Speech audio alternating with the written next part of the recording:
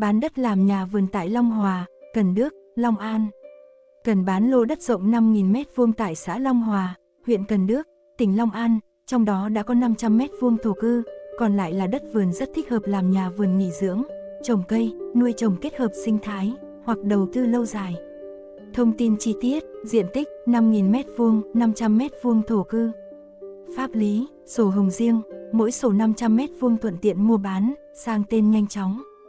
Vị trí, thuộc khu dân cư nông thôn, không dính quy hoạch. Hạ tầng, xe hơi vào tới đất, điện nước đầy đủ, có hệ thống kinh thoát nước bao quanh đảm bảo không ngập úng, thích hợp canh tác hoặc xây dựng nhà vườn.